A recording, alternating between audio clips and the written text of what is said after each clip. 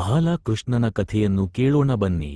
ದ್ವಾಪರ ಯುಗದ ಅಂತ್ಯದಲ್ಲಿ ಮಥುರೆಯ ರಾಜ ಉಗ್ರಸೇನನ ಮಗ ಕಂಸನು ತನ್ನ ತಂದೆಯನ್ನೇ ಜೈಲಿಗೆ ಹಾಕಿ ಸಿಂಹಾಸನವನ್ನೇರಿದನು.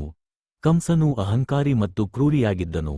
ಆದರೆ ಅವನಿಗೆ ತನ್ನ ತಂಗಿ ದೇವಕಿಯ ಮೇಲೆ ಅಪಾರ ಪ್ರೀತಿಯಿತ್ತು.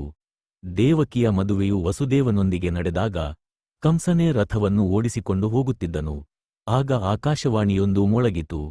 ಎಲೈ ಮೂರ್ಖ ಕಂಸನೇ, ನೀನು ಯಾರನ್ನು ಪ್ರೀತಿಯಿಂದ ಕರೆದೊಯ್ಯುತ್ತಿದ್ದೀಯೋ ಅವಳ 8ನೇ ಮಗುವೇ ನಿನ್ನನ್ನು ಸಂಹರಿಸಲಿದೆ. ಭಯಗೊಂಡ ಕಂಸನು ದೇವಕಿ ಮತ್ತು ವಸುದೇವನನ್ನು ಅಂದೇ ಜೈಲಿನಲ್ಲಿ ಬಂಧಿಸಿದನು. ದೇವಕಿಗೆ ಜನಿಸಿದ ಒಂದೊಂದೇ ಮಗುವನ್ನು ಕಂಸನು ಕಲ್ಲುಬಂಡೆಗೆ ಅಪ್ಪಳಿಸಿ ಕೊಂದನು.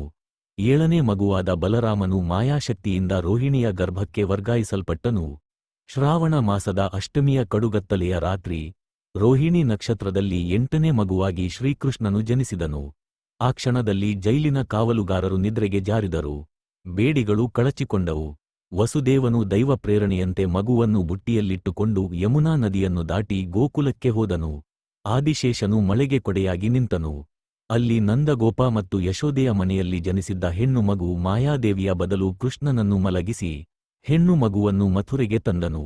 ಕಂಸನು ಆ ಮಗುವನ್ನು ಕೊಲ್ಲಲು ಯತ್ನಿಸಿದಾಗ ಆಕೆ ಆಕಾಶಕ್ಕೆ ಹಾರಿ, ನಿನ್ನನ್ನು ಕೊಲ್ಲುವವನು ಈಗಾಗಲೇ ಹುಟ್ಟಿ ಬೆಳೆಯುತ್ತಿದ್ದಾನೆ ಎಂದು ಎಚ್ಚರಿಸಿ ಮಾಯವಾದಳು.